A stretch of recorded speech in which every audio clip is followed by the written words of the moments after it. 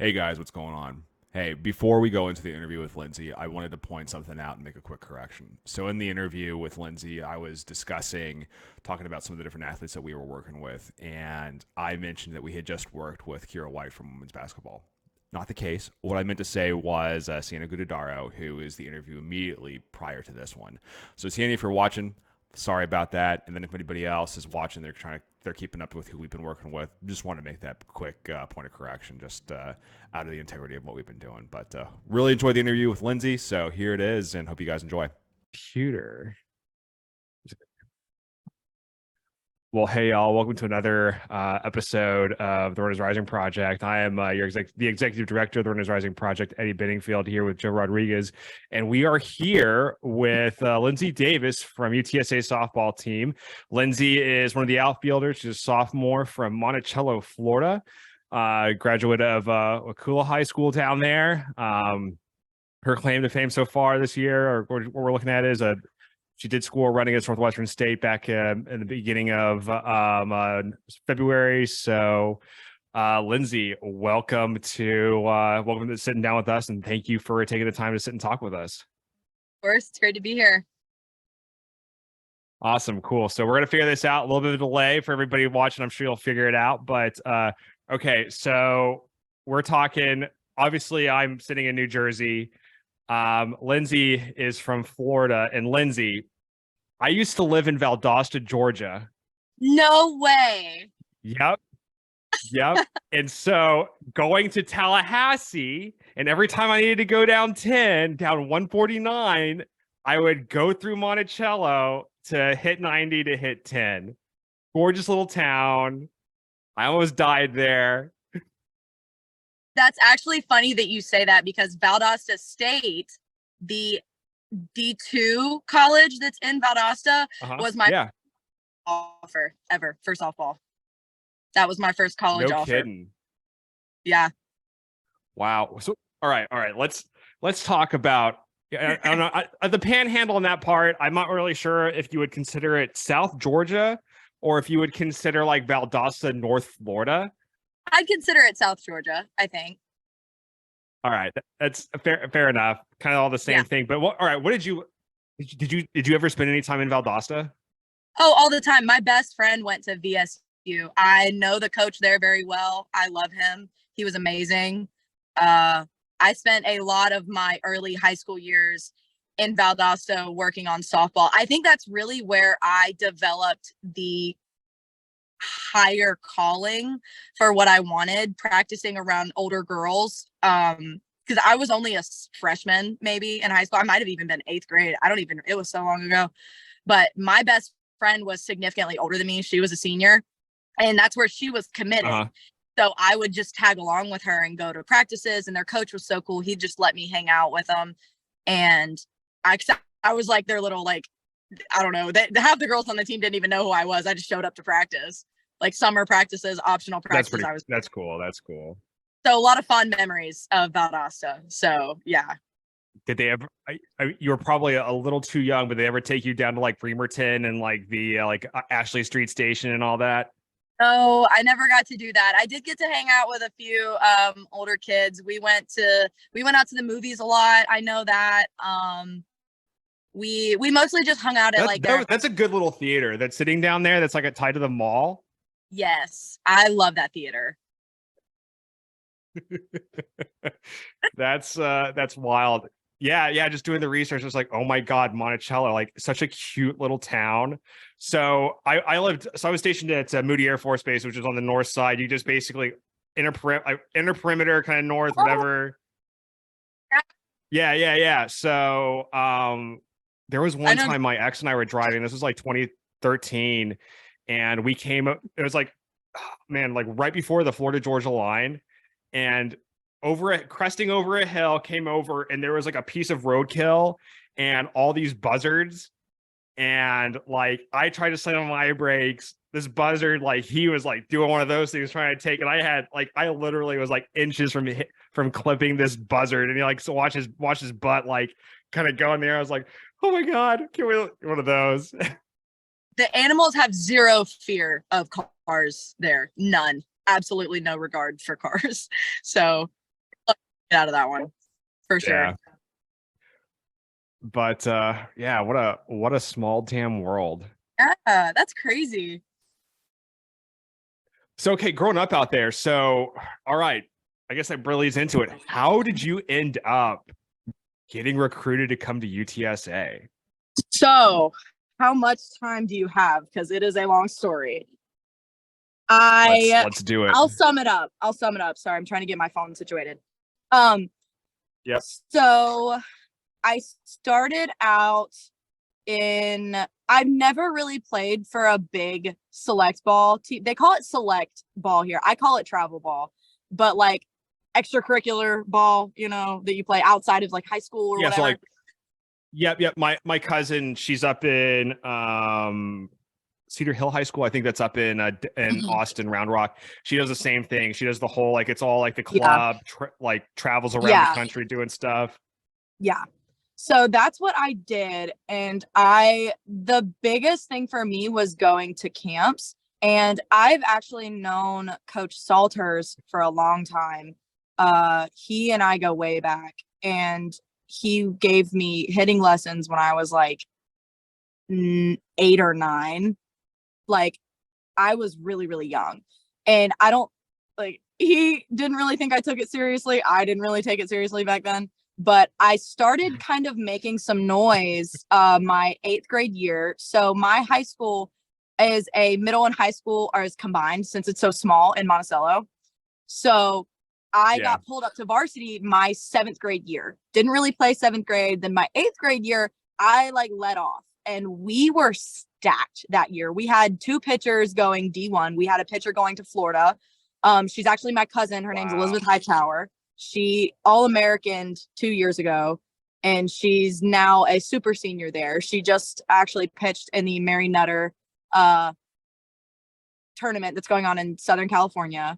So she was legit. Nice. Like, it is legit. And then we had another pitcher, her name is Abigail Morgan. She was committed to FAU. And these girls were like high school phenoms. Like, we averaged like less than 1 run a game. So we made it all the way to the state tournament. I was our leadoff batter as an 8th grader. And I hit, as an 8th grader, 3 for 4 for the cycle. So I hit a single, a double, and a triple in one game. And then the semifinals. Wow. And then in the final game, our pitcher was committed to Florida. The other team's pitcher was committed to Alabama. So we were like 0-0 the whole game until like the 13th inning.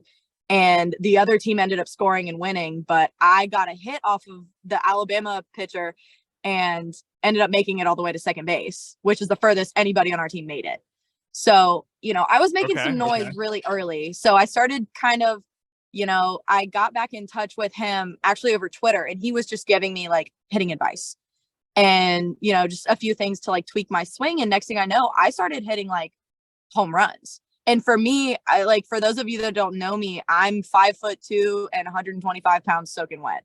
I'm not much to look at, but I started dropping home runs out of nowhere. And I think he kind of was like, oh, okay. And then, my sophomore year rolled around. It's like the light bulb goes on. I was like, oh, wait. Hey, hang on. Wait, we might need to put a little flag on this one. So, I finished up my sophomore year. My friends graduated. They went on to do amazing things.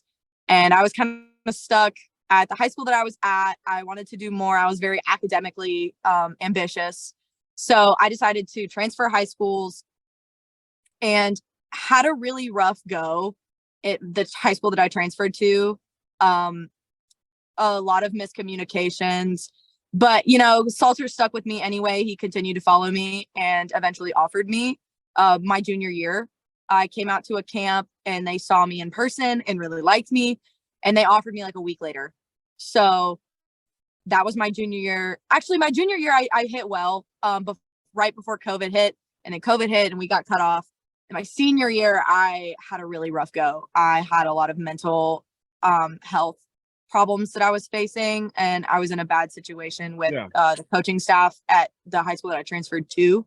She was very adamant about me being a bunt slash slapper because of my build.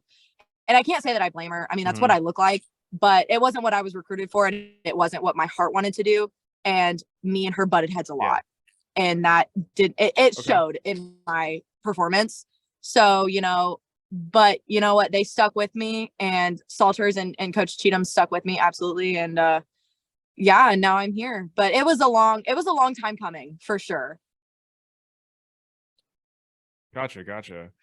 Well, shoot. I mean, I'm glad you got through the adversity there with kind of the mental health struggle. I mean, I've incredibly common how much that is, and one, glad you're here, glad you're doing stuff, but yeah, that is quite the story. Yeah, it's nowhere I'd rather be. Yeah. So all right, so now you're here.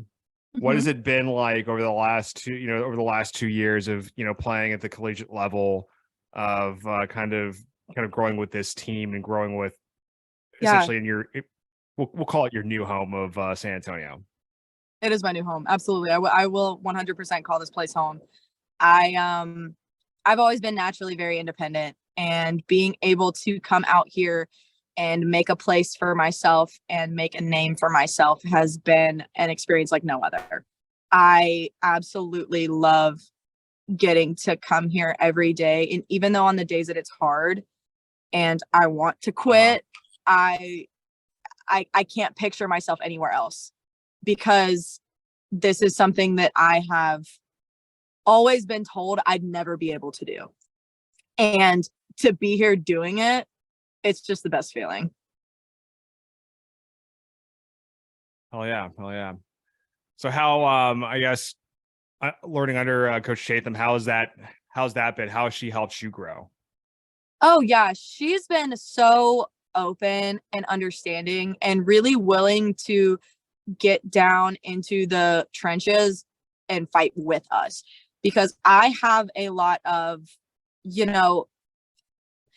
subconscious, we do things subconsciously and we don't know why, and she is very willing and capable of opening herself up to help us really work through those things and figure out why we struggle to communicate, why we struggle to open up and be vulnerable, why we struggle to push through adversity instead of running away from it. The things that happen to us in our childhood or growing up that make us the way that we are, and maybe habits that we don't really want to have. She is absolutely more than willing to get to know us and know who we are as people so that she can help us overcome those things. Nice. So it's definitely a whole person approach versus just sports. Like she's actually taking the time to invest in you guys and help you guys be like functional adults. That's awesome. Yeah. And really just grow as people. Like, they say that, especially with being a woman in sports, this is very limited, the time that we have of playing the sport. And honestly, if we were to focus on only the sport, we would be doing ourselves an injustice. Yeah. And I think definitely with that, and then talking about you guys going and talking about being open with those things that cause mental health crises and different things, like that's awesome.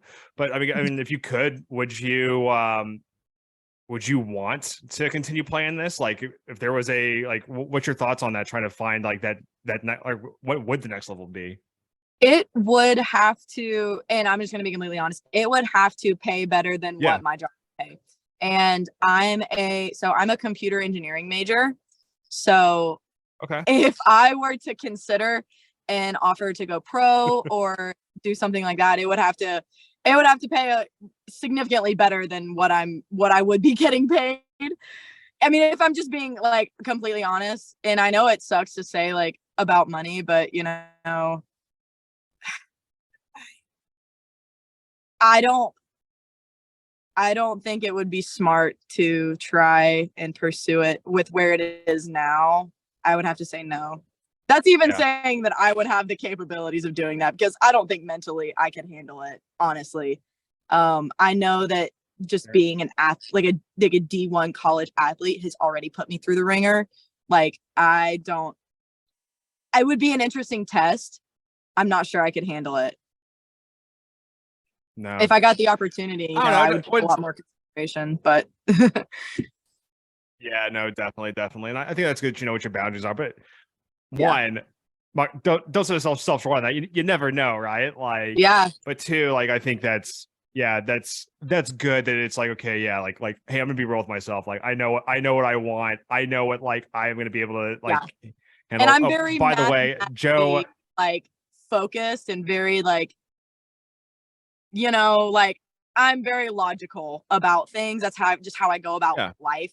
So I like if I'm being logical with myself, then that's just how I feel. I'm not much of a dreamer and by or the a way, hoper. I gotcha. By the way, Joe is giving you kudos. He is a graduated computer engineering nerd. So Yeah, not necessarily computer engineering, but more computer science and cybersecurity. There we go. I see it. But yeah, we make a lot of money. Yeah, that's my goal. I mean, hey. Hey. Look, hey, be honest about it, right? Like it's all like meanwhile over here, I'm the struggling history major that the only reason I'm making money is because I found a job that didn't care what my degree was. Oh God. Hey, that's where man. I can the history major. You never know where it takes you. Oh, no man. kidding. Yeah, Salters is a history major. No, seriously. Oh my. Yeah, so I got my bachelor's just hanging on the wall. And then like so I'm Air Force. So I went through ROTC at UTSA and stuff. And it's like I was trying to fly, and all they care about is one, you have a degree, and then two, it's about GPA. GPA was the big thing for it's always been the big thing to the Air Force. I think it's changed now with a lot of STEM stuff, and there's a bunch of different things that are happening. But I just finished my master's through UIW, and it took me like 7 years to finish because I took my sweet time with it. But your master's hard. Yeah, it had its moments, but very, very writing intensive. But here's the best part. It finally came in the mail, except it went to my address in Del Rio. So I forgot to update my stuff. And the best part is I was living in an apartment in Del Rio before I moved into with my now wife, and it went to the apartment from like 2 years ago. So yeah, that diploma's gone. Oh no. So we're looking here and kind of looking on what Coach was posting, some things. I guess there's a post a while back, kind of again back on that resiliency piece, because I think that's especially like after I don't want to say after COVID, but after COVID, kind of where the world is and stuff. Like COVID arguably like softball wise, I'm not the same athlete that I was before COVID, and that absolutely wrecked my self-confidence. So like I don't want it to be put lightly, because COVID, whatever, I don't know what was in the air. I never even got it, but it like shattered everything that I thought about myself as an athlete. And I had to pick up the pieces after that.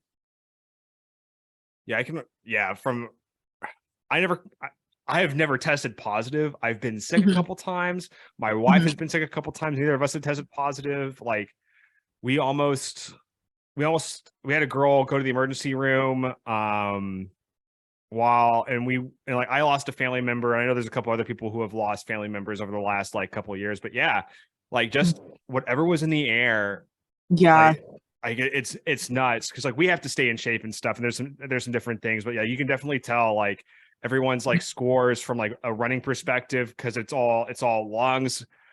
It is wild how permissible that disease was and still is, and like how like the lingering effects of it, like even today. But talking about like that, I really like a post from Coach where she was talking about basically at the beginning of practice, like she instructs you all to call somebody and show gratitude. Like that's a big deal. Yeah, that's really cool. Yeah, but and as a team are very close, and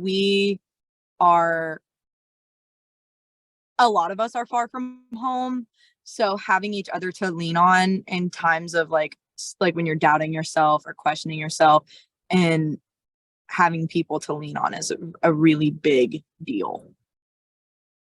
Yeah, and I know you guys do seem, at least from your all social media presence, very close. And I think the one thing that is a testament to that is the UTSA softball pets Instagram. Yes. Yes. Do We you have love our. anything on there? I do not.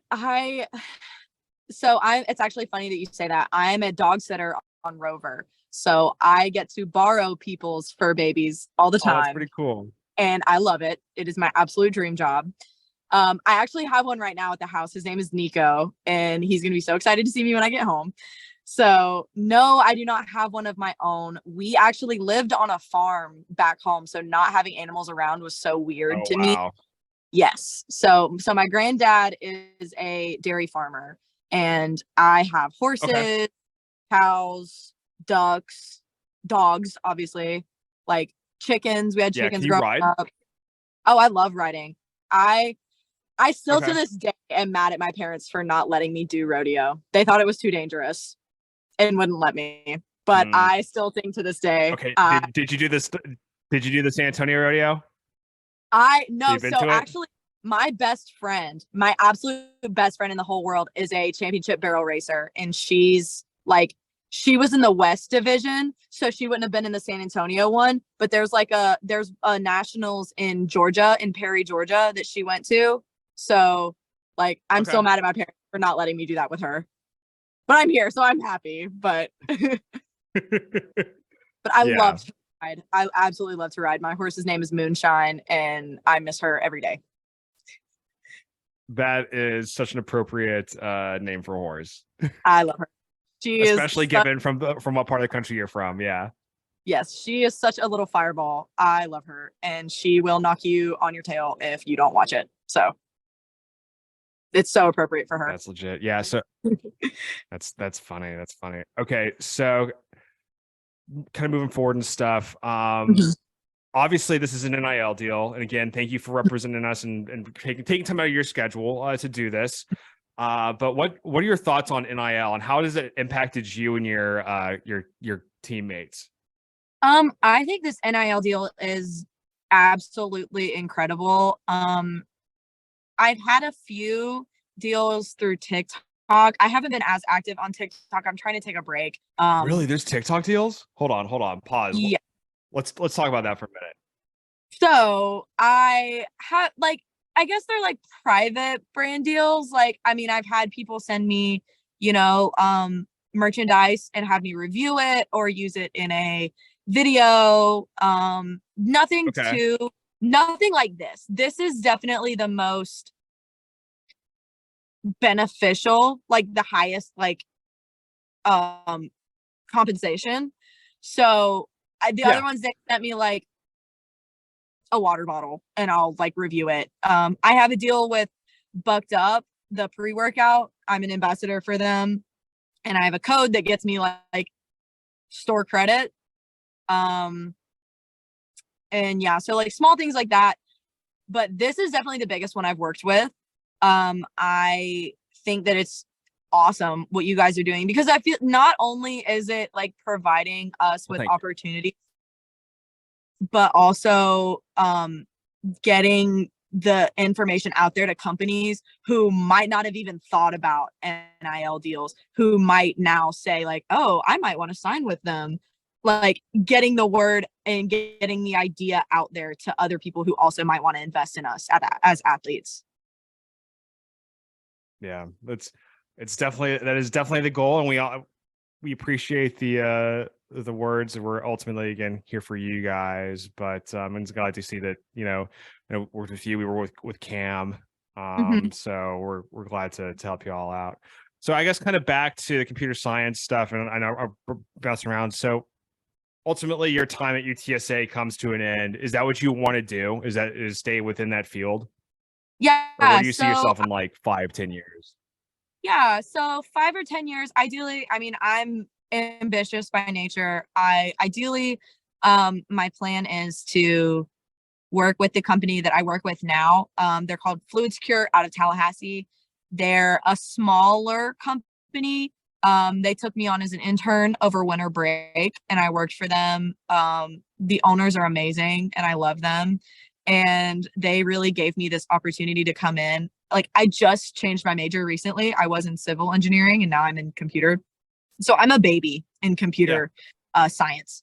So they kind of took me in and said, you know what, we'll teach you what it's like to work at a startup, basically, because those people have already had a company, build it up, and then sold it. And this is their second company now that they're building.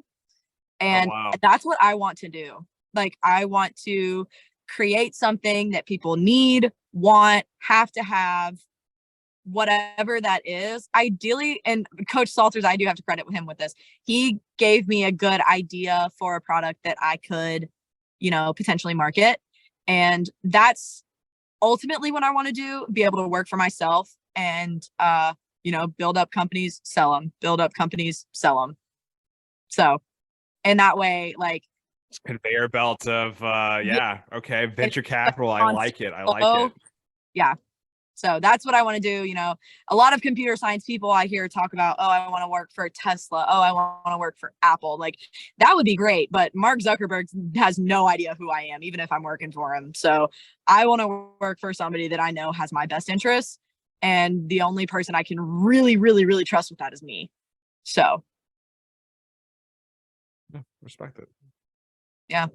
Cool. All right. So couple of final questions to wrap this up. And these are kind of fun. So, all right. New to San Antonio. What is your favorite thing about San Antonio so far?